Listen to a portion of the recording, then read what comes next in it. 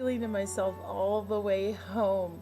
I felt so great that I was relieved of this cane that I had to, like an old lady I had to run around with all the time, and I didn't have it anymore, and it felt so good and so normal to not not have to feel old when you're young.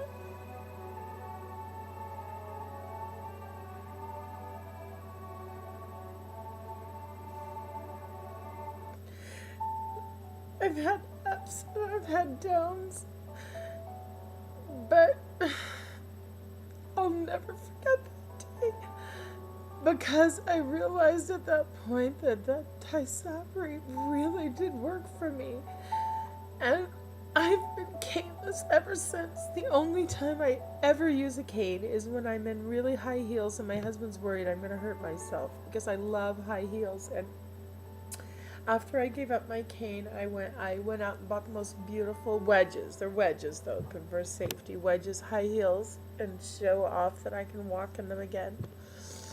Um, it's been a really long road. And my family has been through so much with me. And they've all been so wonderful to me. And I don't know what I would have done without a husband that I have. I truly have the best husband in the entire world, and I'm convinced of it. Because, he went through every second of this with me. And he never gave up on me. And he never let me give up. And my kids never let me give up. I have the most wonderful kids on the planet. And I'm so fortunate. I'm a wonderful mother who stepped in when I was in the hospital all those times and just took over. Took my son to school for me and was there for me when no one else was.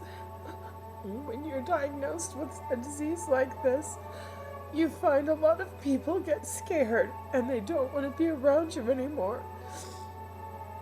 And you don't want to bore them with your ailments, of course, because it's boring to them to hear all the same thing. And I even know to this day, when I go pick up my son, usually I have my daughter pick him up because of what I'm going to tell you. I used to have a group of friends from my son's school, and when I was really ill, a lot of them came and brought food to the house and everything like that for the family, and I appreciated it and everything, but it made me kind of feel weird. I don't know why, but it just made me feel weird because I'm the caretaker, I'm the giver, I'm the one everyone always turns to for everything. And it felt uncomfortable for me to have people, coming to me for help because I'm the helper. Anyway, a group of girls, I noticed them talking one day when I went to pick up my son, and I saw them look over at me. And I'm the mom with MS at the school instead of just being my son's mommy. And I hate that. I probably hate that more than anything. Because I don't want to be looked at like that. I just want to be looked at as my son's mom and who I am and a woman. It was very hard to feel a woman again. Extremely hard when your dignity is taken away from you and you have to rely on someone to empty a potty trip next to your bed, and you're 40 years old. You have no idea what it feels like. Unless you've gone through it, there's no way you can understand the humiliation of that. And not that I don't appreciate what everybody did, it's just so humiliating. You lose knows who you are, and everyone starts thinking of you as just that sick person, and you kind of lose your identity in your illness. Don't let that happen to you if you can help it. Don't let that happen to you.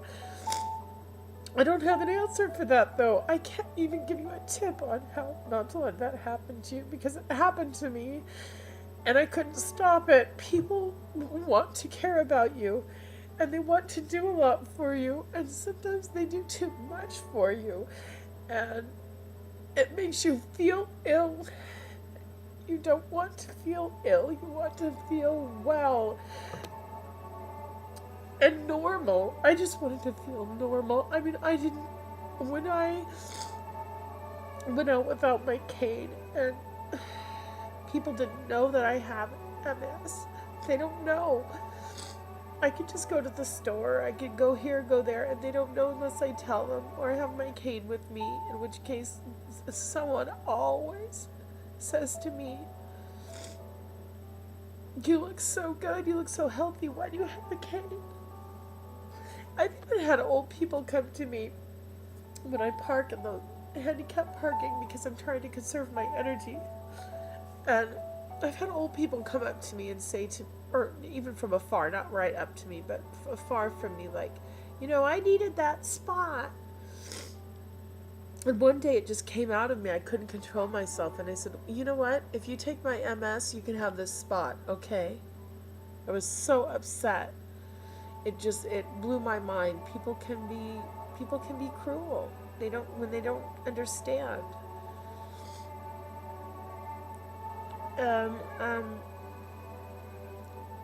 No, I've had a wonderful life. I can't complain. There's a lot of people probably a way, way worse off than I am. And I'm only making this video mainly for myself. So when I'm feeling low, I can feel worse. No, when I'm feeling low, I can play it back and remind myself of the times that were really bad in comparison to what I have to be thankful for. And I'll leave you with parting words. And the parting words come from a cleaning lady that came into my hospital room that said to me in broken English, "You always smile. I walk into all other room, no one smile. You always smile. You always say, 'How are you?'" She said, "Thank you. Gracias." And I said, I just was shocked that she'd say such a thing. And I said, "Oh, well, why wouldn't I say hello, have a good day? Why wouldn't I?" She said, "Because you sick." I said, I'm sick.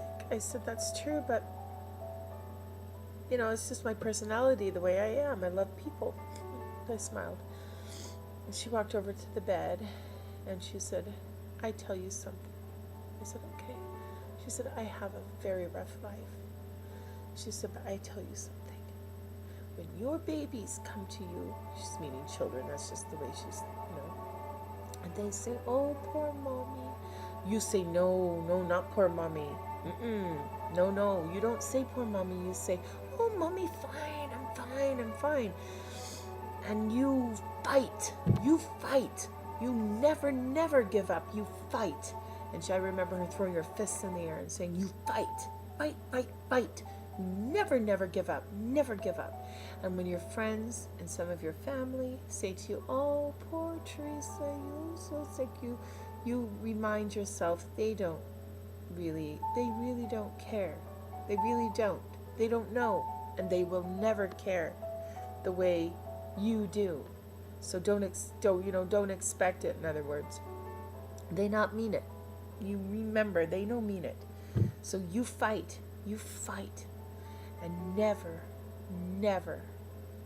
ever give up. It's my message to you. Best of luck. Bye now.